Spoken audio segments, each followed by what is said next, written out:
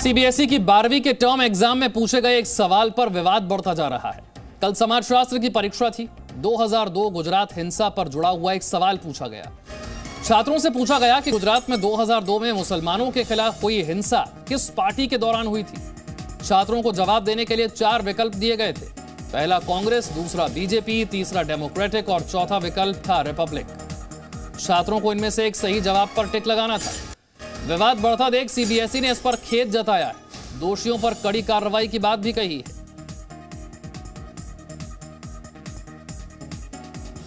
CBSE की 12वीं के टर्म एग्जाम में पूछे गए सवाल पर यह विवाद हुआ है। समाजशास्त्र की परीक्षा और इसमें पूछा गया 2002 गुजरात हिंसा से जुड़ा हुआ सवाल। पूछा गया कि गुजरात में 2002 में मुसलमानों के खिलाफ हुई हिंसा किस पार्टी के दौरान हुई। छात्रों को जवाब देने के लिए 4 विकल्प दिए गए। कांग्रेस, बीजेपी, डेमोक्रेटिक और रिपब्लिक। इनमें से एक सही जवाब पर टिक करना था। क्या सवाल था, आइए आपको दिखाते हैं। यह वो सवाल था समाजशास्त्र के पेपर में। गुजरात में 2002 में मुस्लिम विरोधी हिंसा किस पार्टी की सरकार के दौरान हुई। कांग्रेस, बीजेपी, डेमोक्रेटिक या रिपब्लिक। सीबीएसई ने इस पर खेद जताया है और दोषियों पर कड़ी कार्रवाई करने की बात भी कही है।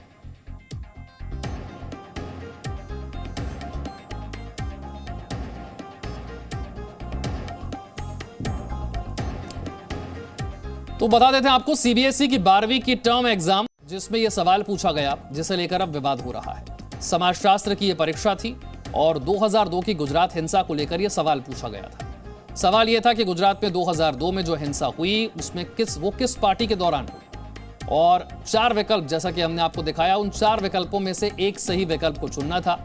ये जो 4 विकल्प थे, ये कांग्रेस, बीजेपी, डेमोक्रेटिक और रिपब्लिक के रूप में थे। छात्रों को इनमें से एक सही जवाब पर टिक करना था। इस सवाल को लेकर जब विवाद बढ़ा तो सीबीएसई ने इस पर खेद जताया है और दोषियों पर कड़ी कार्रवाई करने की बात भी कही है। समाजशास्त्र पेपर में सवाल पर विवाद हुआ है। 2002 गुजरात हिंसा को लेकर यह सवाल पूछा गया। 12वीं कक्षा के पेपर में यह सवाल पूछा गया था। पूछा गया कि किस पार्टी की सरकार में 2002 की हिंसा हुई। सवाल था कि मुस्लिम विरोधी हिंसा इस सवाल में क्यों लिखा गया है। जो 4 विकल्प हैं, बीजेपी, कांग्रेस, डेमोक्रेटिक और रिपब्लिकन। और विवाद जब हुआ तो सीबीएसई ने इस पर खेद भी जता दिया। प्रश्न बनाने वालों पर कार्रवाई की बात भी कह दी है। सीबीएसई ने यह भी कहा है, इस सवाल के जरिए दिशा निर्देश जो हैं सीबीएसई के, उनका उल्लंघन हो रहा है। राजनीतिक सवाल नहीं पूछे जाने चाहिए थे।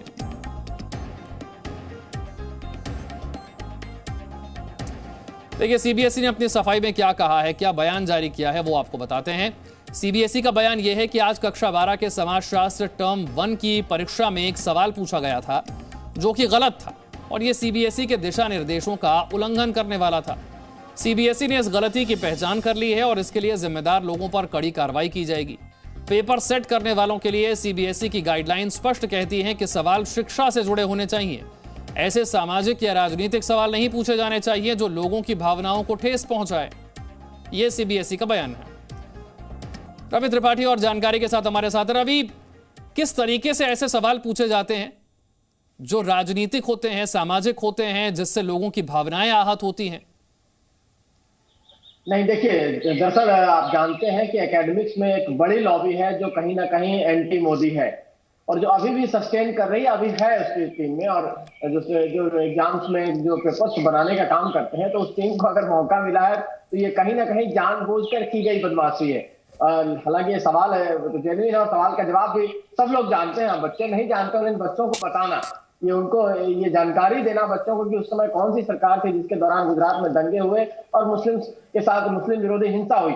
ये नहीं पूछा गया सवाल कि उस दौरान बाकी हिंदू लोग भी मारे गए थे। जिस ट्रेन, पहली घटना जो है ट्रेन को बॉगी को जलाने का था, उसमें 59 लोग मारे गए।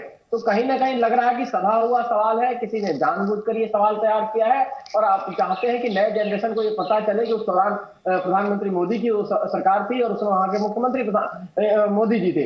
तो ये जानबूझकर टारगेट किया हुआ प्रश्न है और प्रश्न का जिस तरह से कार्रवाई की बात की जा रही है, ठीक है, कार्रवाई की।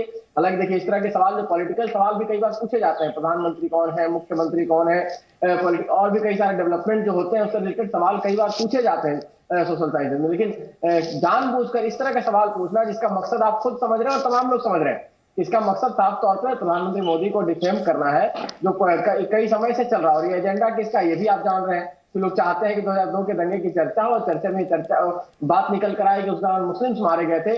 जो पहले लोग मारे गए उनकी कोई चर्चा नहीं होती।